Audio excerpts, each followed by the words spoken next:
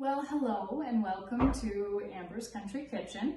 I was inspired after the last bread making video I did because a lot of people said, I don't have any yeast in the house and there's certain items that are hard to come by right now. So it got me thinking, well, banana bread doesn't need any yeast, and this is something that I make all the time in my kitchen because it's so delicious and it's a good excuse when you have very ripe bananas to get rid of them. So I'm going to walk you through this today, and the funny thing is I also have this recipe in my Amber Marshall magazine. So if you do have this one, it's the copy with Cinch and I writing on the front, and it's page 13. And if you don't, that's fine too, because I'm going to walk you through it step by step. So I've already laid out all the ingredients here, and these are all things that you should have in your home. We have salt and baking soda. You need some overripe bananas, so when they kind of look like this and maybe you don't want to eat them anymore, then you can throw them in banana bread. You need a couple eggs. Oh, check this out. This is what my laying hens give me. I'm closer here. I can bet that this is probably a double yolker. We will see when we reveal. So you need a couple eggs, some melted butter. Of course, this is from my Jersey cow. So delicious. And brown sugar, vanilla extract. One thing you might not have is applesauce, but if you don't, it's actually fairly easy to make. I've made it before when I don't have any on hand. Of course, you need apples for that. And if you just look up online, there's lots of good recipes for homemade applesauce. And I've also made this recipe before without it, so it's not essential. You can make it without it. I also, chocolate chips, a staple to most of my cooking, and some walnuts, and I used, actually these are the remaining sesame seeds and sunflower seeds from my other bread recipe, so I thought I'd use those up. So, take a mixing bowl. Now you don't have to have any fancy kitchen appliances, although they do make it a little bit easier. And you want to start by adding in your melted butter. Oh, look how yellow that is. Wish I could get a close up. FYI, I'm doing this whole video solo, so yes, I am the cameraman, sound man, person, and everything else, so bear with me. And some brown sugar. And you're going to mix that up. I'm not going to turn this on right now because the one thing I got from the video last time was that people could hardly hear me, so I'm trying to project, and I'm not going to turn this on just yet. So you want to mix in your butter with your brown sugar, and then you want your egg whites. So if anyone has never separated egg yolks to egg whites, I'll show you how to do that right now. There's so many different ways. I've seen a cool trick too where you can take a plastic bottle and scoop the egg yolk out. I haven't tried that one because this way usually works pretty good for me. And since I don't drink wine, my wine glasses go to very good baking uses here in the house. So when you crack your egg, you don't want to let those yolks out yet. I'm saying yolks because I have a feeling there's two in here because it's so large. So yes, there are. Oh, it's like surprise. So I just crack it a little bit and I guard those yolks with the shell. I wish I could get a close up of this, but sorry, you just have to imagine. I'll show you. Here's my version of a close-up. Can you see the two yolks there? Pretty cool.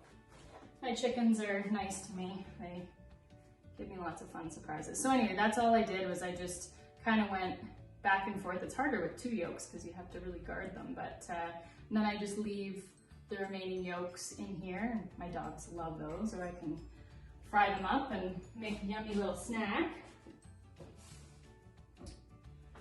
Okay, so second egg, same thing. I imagine this is just a single yolker. Just gonna crack it, drain that yolk, that egg white. Save my yolk and its fancy little packaging. I love eggs. They come in a biodegradable package.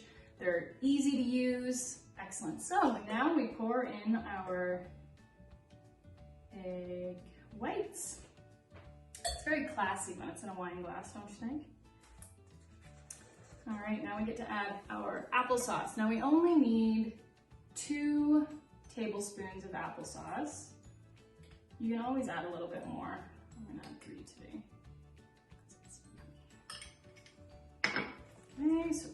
that mixed up. Now, technically you're supposed to smash your bananas first, but I'm just gonna dump them in like this because they're soft enough that they should just break up in the mixture.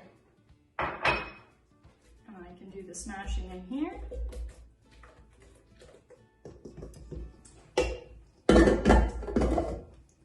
And now I'm gonna turn this on for a minute and get this mixed up well.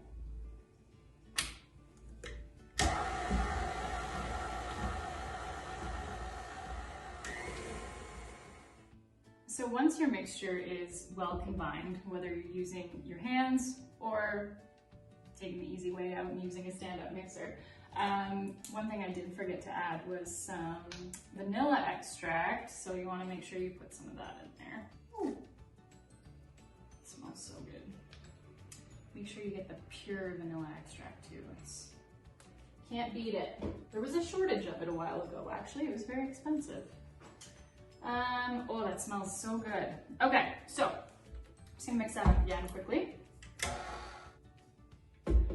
Now, if you're following along with the recipe in my magazine, it says that in a separate bowl, you're gonna mix your flour, salt, and baking soda. But for the last several times I've done this recipe, I don't bother wasting another bowl. It's just one more bowl to clean. So typically what I do is I take 1 cup of flour, I put it right on top of that mixture. Then I take my salt and I try as much as I can just to spread it out over top. And my baking soda, same thing. It's sort of the same effect as if you're mixing it all in a separate bowl and then just dumping it in. So I've had no issues doing it this way. And you have 1 less bowl to clean. So once you've done that,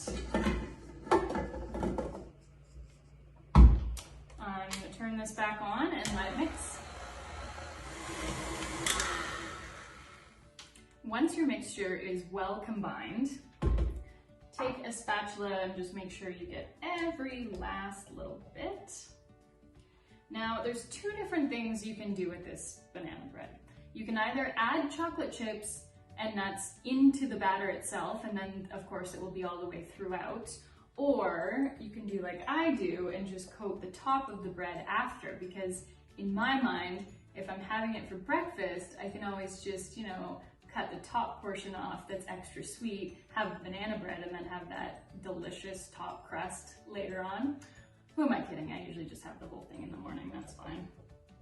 But it does give you that option. Another thing I forgot to mention is make sure you preheat your oven to 350 degrees and have a loaf pan about that size. I don't know the measurements, 5 by 9 maybe. And I use parchment paper because it definitely helps in getting the bread out of there and makes it a little bit easier.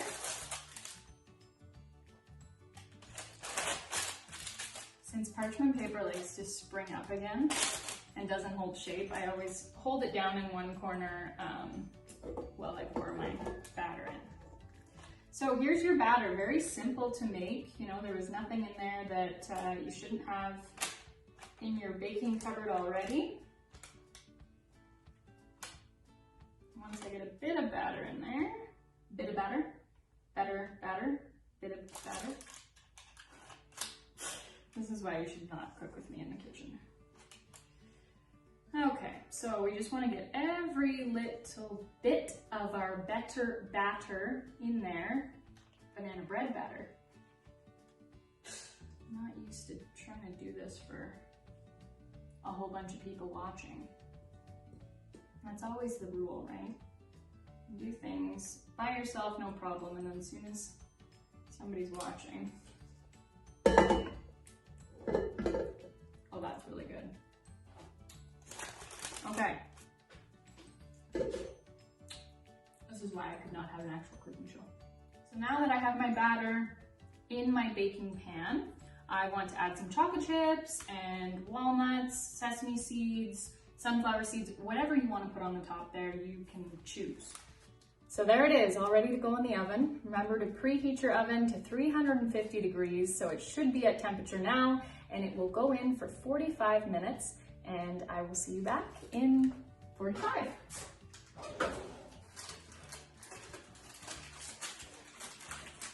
So you can see, obviously, with those nice chocolate chips and nuts on there, it's gonna be this ooey gooey deliciousness when we break into that. So now you wanna let this sit for about 10 minutes to let it cool before slicing it up. And one thing that I usually do is remove it from the baking pan, because I find that that allows the bottom to air out a little bit more and it doesn't crumble as much when you do slice it. Having the parchment paper in there makes it very simple, because you just grab each side, place this down on the counter, and I just allow it to sit like that for about 10 minutes, and then I'll come back and cut it up. Welcome back.